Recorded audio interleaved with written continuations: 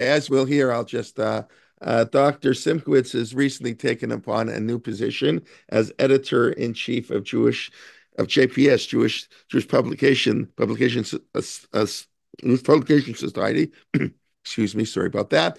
After spending 10 years, I believe, as the Crown Ryan Chair of Jewish Studies at Catholic Theological Union in Chicago area. But now JPS has been around, I don't know, over 100 years, right? Well over 100 Yes, years. since 1888. Correct. 1888, that's what I said. So, okay, wish you much hatzlacha. And, Jewish books are wonderful. And Malk has published 3 books, I think, and over 100 articles. And it's a pleasure to welcome her back. I've had her a number of times. Always a pleasure to have you. So, Vakasha, and we'll give you the full 40 minutes. So you can go an extra minute and a half. Oh, that's very exciting. I need every second. Thank you That's so it. much. Okay. See you. Good to see everybody. Thank you for taking the time to be here. I know it's such a busy and intense time of year, every year, but especially this year. So thanks to all of you for taking the time to learn together. I'm going to dive right in. There is a source sheet that was posted on the Torah Motion website. I did send an updated version. Was it replaced with the updated version? Amazing. Okay, thank you so much. And I will be sharing my screen if you don't have it. Jews have been, as we know, in peril in countless generations. That's the tragic reality of our history, really, since the time that Judeans became Jews. In other words, since the time that we became a global religion, a community of people spread out throughout the world in the Hellenistic era, we have encountered extraordinary suffering in ways that really felt unique to our personal experience and in contrast with the experiences of other people and nations. And so the question of what does the distinctive suffering of the Jewish people tell us about the covenant is a very ancient question, right? The question of, is our covenant broken, is a very urgent question, really throughout our history. And it becomes especially urgent as revelation and prophecy fall away in the Second Temple era. And the Jewish people enter into a reality where they don't have immediate access to God, to the divine will. And so they have to discern through their scriptures, through their written traditions. And in the Second Temple era, of course, they are still sacrificing. But without revelation and prophecy, the question of what is the status of our covenant and what can our suffering tell us about our relationship with God is an urgent question that beginning in the 2nd century BCE, Jews are responding to. But as we move through time, Jews respond to this question in different ways. Again, the question is, what is our suffering telling us about our particular relationship with God? And is it correct that outsiders, Greeks, Romans, and later Christians who are claiming that our suffering is a sign of divine rejection, is this something that we should be taking seriously? Is our covenant indeed broken or merely a reflection of justified divine anger? Now, in the Second Temple era, for the most part, Jews answered this question by saying, we deserve it. When we suffer, this is a sign, just like when the body is experiencing pain, it is a sign that something is wrong with our body, right? We have to proactively heal ourselves. So too, when we are experiencing animosity, oppression, when others are attacking us, this is a sign not of any kind of divine fallibility at all, but a sign of our own sins. Now, this will radically change in the rabbinic era. And in the next 40 minutes or a little less, we'll go through some sources and look at this shift and think about why this shift happens. So I want to introduce you to some interesting Second Temple sources. I'm going to share my screen, and I'm sorry, I'm not going to be checking the chat until the end, but I'm going to share my screen and you can follow along. Let's see if I can. Now you should see the source sheet. And I'm going to begin with a late 2nd century BCE document, 2 Maccabees. This is an account of the Hasmonean rebellion that takes place in 167 to 164 BCE. The person who wrote this document is not an eyewitness to the conflict. It was written by someone named Jason of Cyrene. Cyrene is in modern day Libya. And the text is written in beautiful Greek, not like 1 Maccabees originally in Hebrew. So the author 2 Maccabees does not know Hebrew and is using sources to put together his work. And as he's describing the various calamities, the various sufferings that the people in Judea experienced under the oppression of Antiochus IV Epiphanes, the famous Antiochus, he stops and adds a kind of aside, a theological explanation of Jewish suffering that is really unusual and very striking for its time. And what the author says, remember, this is a Greek-speaking Jew living in modern-day Libya in North Africa, who is not an eyewitness to the events, but knows from various sources what happened in Judea and is bringing the story to a diasporan audience. He says, I urge those who read this book, in other words, Jews, not to be depressed by such calamities, but to recognize that these punishments are designed not to destroy, but to discipline. So this is a theology of suffering. Suffering, according to this writer, reflects not just God's desire for relationship, but even divine mercy. It is a sign of great kindness not to let the impious alone for long, but to punish them immediately. For in the case of other nations, right, nations that God does not love as much, he waits, right? He waits to punish them until they've reached the full measure of their sins. But he does not deal in this way with the people of Israel. He punishes them right away so that their sins do not accumulate and then become more than they could possibly overcome. God never withdraws his mercy from us. Although he disciplines us with calamities, he does not forsake his own people. And so in this text, suffering is not merely justified, it is even a reflection of divine mercy and love for the Jewish people in particular. Now, you can imagine that this might not sit well with people who are living through such calamities, but we do find this theme through the 2nd and 1st century BC, even into the 1st century CE, this insistence that no one should use the suffering of the Jewish people to argue that the covenant between God and the Jewish people is permanently broken and cannot ever be reconciled.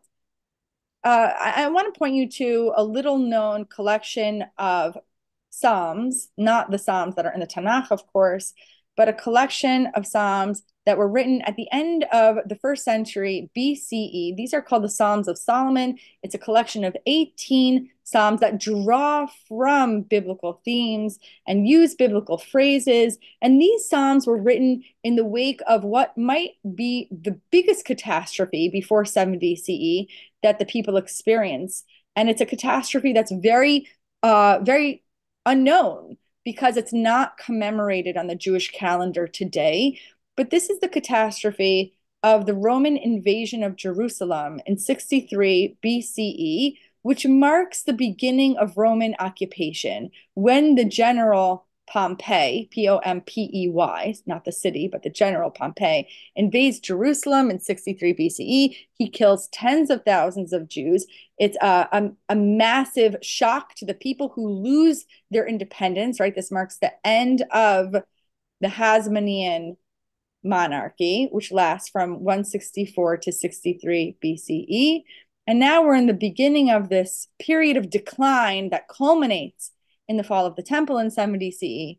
But even as early as 63 BCE, the people are stunned and they're wondering what this means for their covenant. They've lost independent rule over Judea. They're subject to Rome. What to make of this? The author of the Psalms of Solomon says, don't make too much of this. As usual, right? We've experienced suffering and oppression before. And like those earlier sufferings, what we are experiencing is a reflection of our own sins. Why did Pompey invade Jerusalem? Because the sons of Jerusalem defiled the sanctuary of the Lord, right? They were profaning the offerings of God with lawless acts. And you can read these on your own. We're really not going to have time to delve deeply into these sources, but they're quite resonant, tragically, of things that we've seen all too recently. The young men and women of Jerusalem have been abducted and violated and killed. And all of these horrors, the author of these poems say, are a reflection of the people's refusal to honor their side of the covenantal promises. I'm not going to spend a long time again on these Psalms, but I encourage you to look at them. And they're really very vivid. Here, the writer speaks in the first person. He experiences, unlike the author of 2 Maccabees, he experiences the horrors himself. And he writes in Psalm 8, I heard a sound in Jerusalem, the holy city. My stomach was crushed. My knees were weak. My heart was afraid. My bones shook like reeds. But ultimately, where he lands is, he says, God is just, and everything that I am seeing is a reflection of divine justice. All right. I'm going to scroll down because all of this perspective might not be particularly surprising to you, but there are some very interesting and surprising turns when it comes to the question of how to understand Jewish suffering. And this turn begins in the 1st century. And the way that I'm going to examine this turn is I'm going to look specifically at sources concerning the figure of Abraham. Abraham, who we often remember to be a man of chesed. And what that means is that sometimes he has to, in the rabbinic imagination, argue with God to ensure that the people on earth, not just of the Abrahamic family, but all people on earth, are recipients of divine mercy in the way that that Abraham believes is just. Okay, so I'm going to start with Philo of Alexandria. Philo lives from around 20 BCE to 50 CE. He is a philosopher and a biblical commentator. Again, he's a Greek-speaking Jew.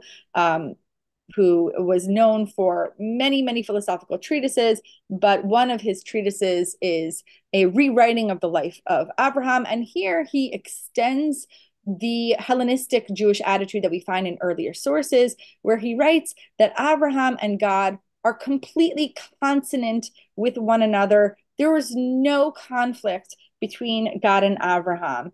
And here we have, this is quite difficult Greek, but maybe just for a minute, I'll read a little bit here.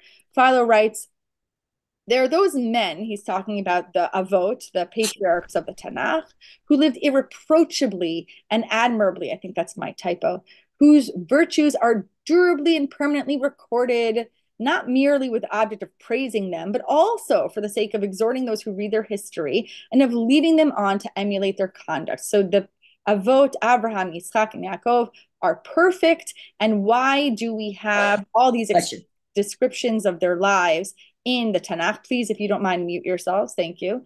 Because God, or Moshe, the writer of the Torah, was desirous to show that the injunctions which are given, right, the laws of the Torah are not inconsistent with nature, and that it is not very difficult to observe these laws. If you study philosophy and you study the laws of the Torah, you will achieve philosophical perfection.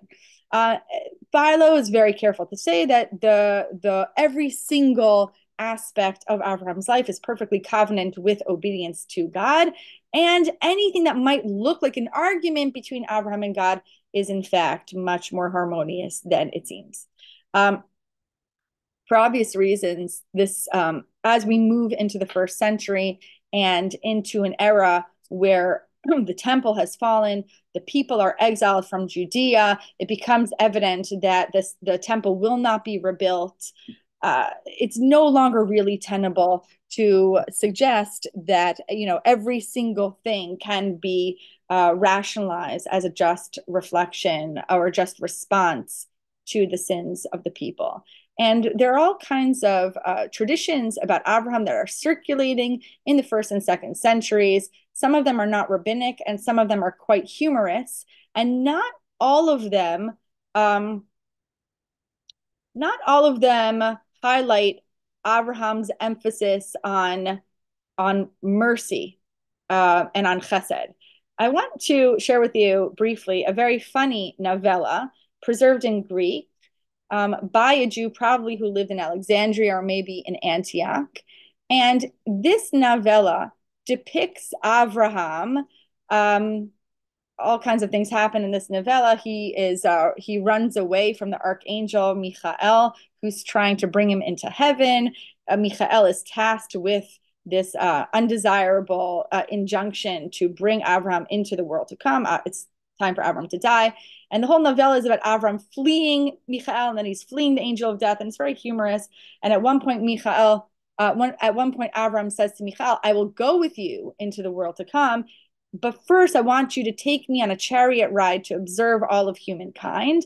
And they go on this chariot ride, and as Avram is looking at the world below, he is not observing the ways in which people are unjustly suffering.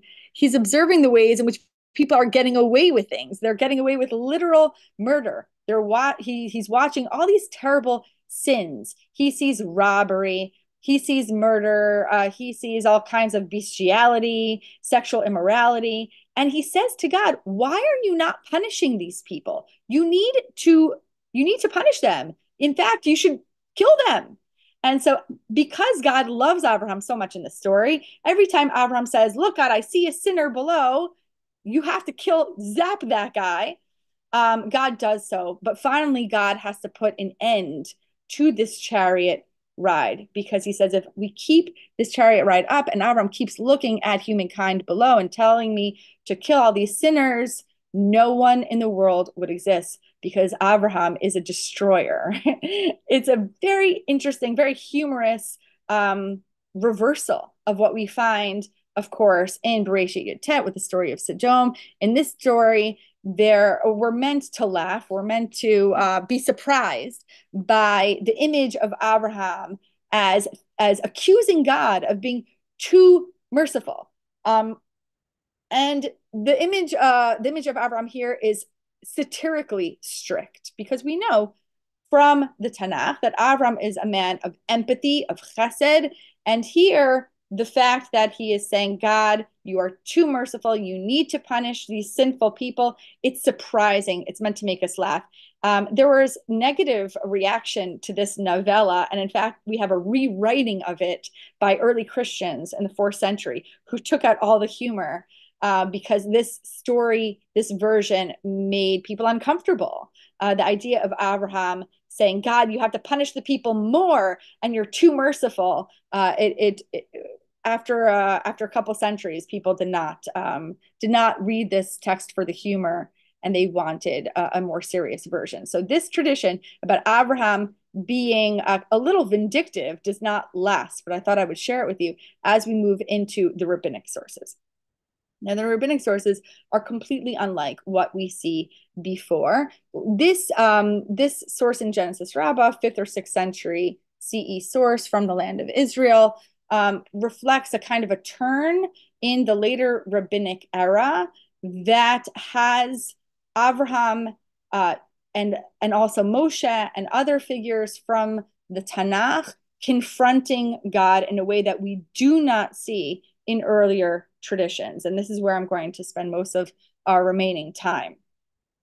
Genesis Rabbah in section 39 expounds on Mizmor Mem He of Tehillim, which is a royal song. I don't have the whole thing here, but you can open up Psalm 45, Mizmor Mem He. It's a royal song that is sung to a king. It opens up by saying, I address my verses to the king, Omer Ani Ma'asai LaMelech. Now you can say that the king here is God, but it doesn't necessarily matter. Lishoni, Eitz Sofer Mahir, my tongue is like the pen of a ready scribe. It's very beautiful language. Later in the psalm, we're told, again, the king is told, Ahavta tzedek, v'tisna rasha. You love righteousness and you hate wickedness.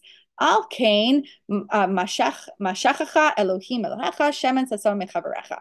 Therefore, God, your God, has anointed you, which is probably why we're dealing with a king of flesh and blood in this Mizmor. So you love righteousness, you hate wickedness. Therefore, God, your God, has anointed you with the oil of gladness beyond your companions. What does it mean that you love righteousness and you hate wickedness? Genesis Rabbah opens up a homily by expounding on this phrase and saying, well, actually, this is a reference to Avraham. At the moment when Abraham, our father, stood and faced God to request mercy on behalf of the people of Sodom, what language does Abraham use? He says, how can you do this? How can you do this, God? How can you kill a tzaddik with a rasha? How can you kill a righteous person with a wicked person? And so Rabbi Azariah in Genesis Rabbah says, the verse in Tehillim, Ahavta tzedek v'tisna rasha, you love righteousness and you hate wickedness, is a reference to Abraham, and how do we know that? From the language, right? Ahavta tzedek. What is the tzedek here? It is the innocence of Sodom that Abraham is appealing to God on their behalf. So when Avram is speaking of the innocents that could be killed, that inspires the writer of the psalm to write Havta tzedek v'tisna rasha. This is a verse about Avram. Very striking, very unusual. Later in Bereshit Rabbah, we have another reference to Avram's confrontation with God in a very praiseworthy context. Bereshit Rabbah says, we have two figures who argue with God, Abraham and Eov, but it seems that Abraham is lauded for his arguments, and Eov does not necessarily get the same kind of credit for arguing with God. What's the difference? Why is Abraham rewarded for his argumentation with God, and yet Eov is punished? And this is very interesting language, and I found many different translations to this. Avraham Amar Bishula. Avraham spoke his critique of God in a cooked way, in a mature way. Albeck has with due deliberation. Eov spoke intemperately, in a less mature way. Now, we can spend the remainder of our time debating what precisely this means. What does it mean to confront God in a mature way versus an immature way?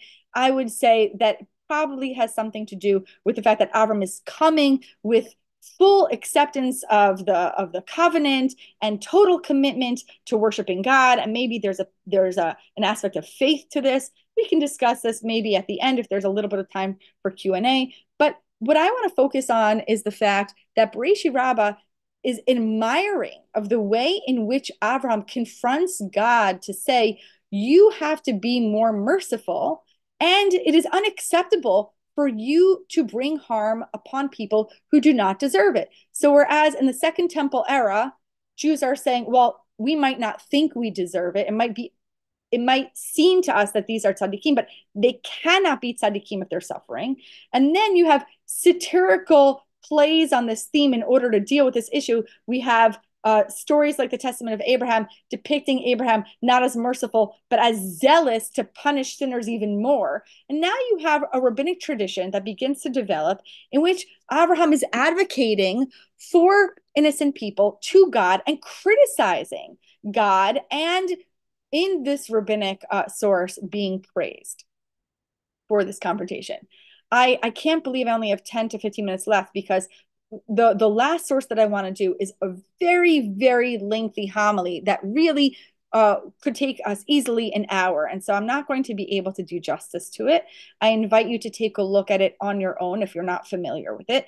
The reason why I was excited to show this homily to you and do what we can in our remaining time is because it alludes to the story of the Akedah. It alludes to the story, to the passage in Yirmiyahu Lamed Aleph about Rachel advocating on behalf of her people. These are both passages that we read over the past couple days in Rosh Hashanah. So I think it's possible that this homily that's preserved in Eicha Rabbah could have been written for a Rosh Hashanah homily, not necessarily for Tisha B'Av. But let's dive in. And again, we'll do what we can. I want to skip the first paragraph, which is about the angels imitating Abraham's lament when Abraham sees the destroyed Beit HaMikdash. We can discuss if it's the first Beit HaMikdash or the second. But Eicha Rabbah is written in the 4th or 5th century. So again, it doesn't necessarily matter. This first paragraph has the angels imitating Abraham's lament. And then the angels accuse God and they say to God, why aren't you responding to Avram's lament as he sobs and cries for the fallen temple. And God says something very strange. He says, well, this is the first time he's coming to my house. What does he have to do with my house? He's never showed up here before. So what right does he have to cry? It's kind of an insensitive response that God has, but we're not going to focus on that. We're going to start with a courtroom scene. Abraham basically takes God to court. Now, the question really is, who's on trial here? Now, we'll see at the outset that God is putting Israel on trial for sinning. Abraham complains to God. And he says, why, God, did you, I'll do it in English because, again, we don't have so much time. Why did you exile my children? Why did you deliver them into the hands of the nations? Why did you kill them with these terrible deaths? How could you do this? And God says, very simple, right? It's the same answer that we see in the Second Temple era. Very simple. Your descendants sinned. They violated the Torah and all the letters in it. And Avram says, what do you mean? Bring witnesses, right? We're in a courtroom. Bring witnesses to prove that the people are guilty of these terrible sins. And God says, sure, I would be glad to bring witnesses against Israel. And God says, let the Torah come and testify against the people of Israel. The Torah shows up, sits in the witness box, and Avram says, how dare you? Well, actually, the language is much more gentle. He says, BT, my daughter, it's a language of affection. How could you possibly come right now to testify on behalf of the people of Israel? Don't you remember when they accepted you at Sinai and nobody else would accept you but them? And the Torah feels embarrassed and skulks often and does not testify against the Jewish people. Then we have this remarkable scene where God says, okay, fine, the Torah will not testify against the people of Israel, but the Aleph Bet will.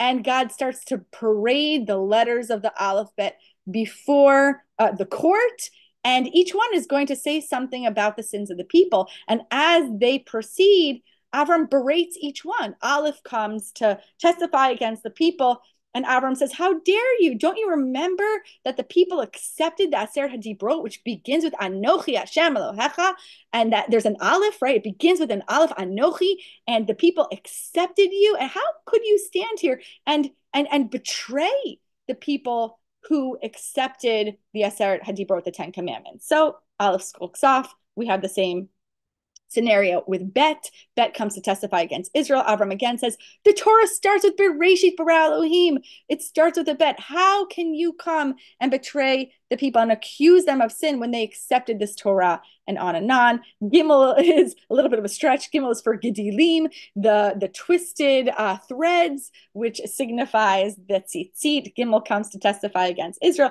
Avram says, but the people of Israel alone observe the mitzvah of tzitzit, of Gedilim. And so Gimel skulks off. In any case, it becomes clear that the Torah and the Aleph Bet are not going to testify against the people. And then what we have is Abraham bringing his own witnesses, right? We have the witnesses of the prosecution don't make any headway. Now we have the witnesses of the defense.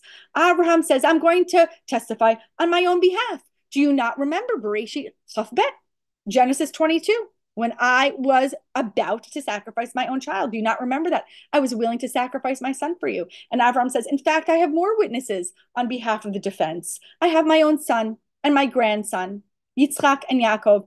Yitzchak says, I was going to sacrifice myself out of love for you. So how can you betray our descendants by allowing them to go into exile? And then we have Yaakov. And Yaakov does something a little different. Instead of saying like Avram and Yitzchak, I was so devoted to you, God, now you owe me. Yaakov says, no, I'm not going to talk about my devotion to God. I'm going to talk about my devotion to my children. And instead of saying, again, just as I was devoted to you, so you should be devoted to my descendants, Yaakov says, I had mercy on my children, God, and you should have mercy on my children too, which is kind of a radical claim that Yaakov is asking God to imitate his own parental devotion, his own parental love, and saying, God, you should be like me. Will you not remember how I protected my descendants? Now, what's really interesting here, again, we have this court scene of, first we have the witnesses for the prosecution, and they're all rebuked by Abraham. Then we have the witnesses for the defense, and they all make a case for God to turn towards the people who have suffered in the wake of the destruction of the temple. And we don't have a response. We don't have a divine response here. Instead, we have a shift in focus. And the shift in focus brings us to Moshe. Moshe takes what Yaakov said about having mercy on the children of Israel, and he uses it to turn the table against God. Moshe is the one who makes an explicit accusation that God has reneged on his promise to protect the people as a parent protects their own children.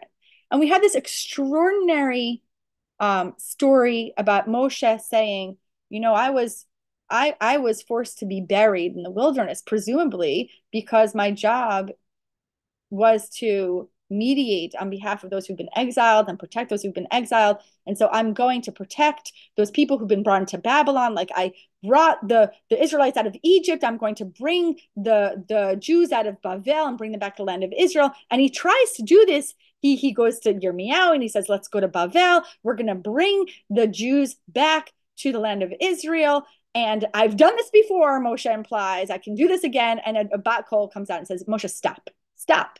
It's great that you took the Israelites out of Egypt. You are not permitted to take the Jews out of Bavel. Stop.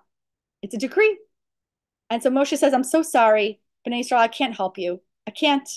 And then, according to this tradition, the people weep al Naharot Bavel, Sham Yashavnu Gam Bachinu. The context of Psalm 137 is Moshe saying, I can't help you. And then Moshe gets really angry. And again, I have to go a little faster. I think I have until like 10, 12. Moshe gets really upset. And he says, God, how dare you put us in this position? You are no better. I'm skipping a little bit. You are no better than the Babylonians. Here we say Chaldeans, Kasdim, but we're talking about Bavel.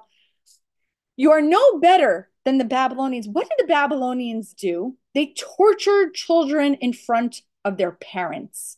Now we know we're not allowed to do that. According to Vayikra Chaf Bet, we are not allowed to kill children. And this is with animals, right? We're not allowed to kill an ox or a sheep in front of its parents. Havachomer. We are not allowed to kill humans in front of their parents. This is what the Babylonians did. And you are not advocating, you're not playing by your own rules. You're not advocating for your own children. You're not intervening when this is done to your own people, right? And yet again, no answer, right? We end this accusation with Moshe's despairing cry that God is silent. We have Abraham, we have Yitzhak, we have Yaakov, we have Moshe, and everyone is saying, God, speak up. Now is the time. Your own scriptures, your own Torah condemns the torture of children in front of their parents. The Babylonians are cruel. And they do horrible things to children from their parents. But we, Abraham, Yitzhak, Yaakov, we have shown kindness to our children. We only were ready to sacrifice our son when you demanded it. Now, this whole argument that we are kind to our children and you too must show kindness to your children, shockingly does not work. What works? This is the very end of the homily and then I'll wrap up. What works? Rachel Imenu. Rachel interjects. And she says something absolutely incredible. We all know Rachel as the mother, right? From Yirmiyahu Lamed Aleph, the mother who's crying and beseeching on behalf of her children. The Midrash does not go in that direction. She does not say, God, be merciful to the Jewish people because I was a loving mother. She says something totally different. She says, I'm going to tell you a story about chesed. And this chesed has nothing to do with my children. This chesed is about going beyond the natural impulse to protect a child. This is a story about my sister. This is a story about what I did for my sister, because we all know that parents have an impulse to protect their children. But what I did for my sister Leah, Rachel says, should be a lesson that you, God, need to go beyond the natural impulse to protect a child and do chesed that is not intuitive. The chesed that has no gain, right? When we protect our children, we're thinking about our legacy and our future and our name and our family. But the chesed that Rachel did for her sister Leah has no has no rationale to it. What Rachel did by giving her beloved Yaakov to Leah goes beyond a natural impulse. And this story that Rachel tells, that's not about her parenthood, arouses God to say, for you, Rachel, I will restore Israel to its place. What do we learn from this in my very last minute? There's so much to say about here. I do end this source sheet, and you can read it on your own. I have sources from Yochanan Mufs and Dov Weiss about how the rabbis humanize God. It's a way of connecting to God. It brings us into intimate relationship with God. It also enables us to accuse God. But what I want to end with really is about, in addition to the fact that not only can we, according to the rabbis, confront God, but we should. But I want to focus on Rachel. What moves God is not a case, not a court accusation of what God owes us, but a story of basic chesed. We have to go beyond the basic obligations that we have to one another. What God really wants is to see the chesed that is not deriving from a natural impulse. And this is something that I think that we can really keep in mind on Tzom Gedalia, a day that commemorates the result of senseless hatred, of jealousy, of pettiness, of the ways that relationships, not only between parent and child, but between neighbor and friend, can break down, and the consequences of that. And when that chesed breaks down, yes, it's true. We very often deserve what suffering we experience, but we also have the right and the obligation to turn to God and point to the things that we've done right, and to say, we deserve your chesed, just as, not always, but just as there have been moments where we have shown extra chesed, extraordinary, remarkable chesed to one another. And may the coming year be a year of divine mercy and extraordinary chesed for all of us. Thank you, and I'm happy to take questions or comments. Thank you. Thank you. Okay. Any questions quickly? We have a couple minutes for I just questions. have one. That's a beautiful Devar Torah that you gave. Is your description definition of chesed similar to the Christian concept of grace? No, I don't think so. It's a really, I hope not. It's an interesting question. I think that grace in the early church fathers derives from the notion that we're born into sin. And so we're dependent on divine grace for salvation. I think that that's anathema to rabbinic thinking. And so when Christians talk about grace, or we talk about the concept of grace, I don't think that it correlates with chesed. But very interesting question. And of course, a lot more to say. Thank you, Malka. That was just beautiful. Thank you so much. Always my pleasure. Thank you, Ruth. Thank you for being here.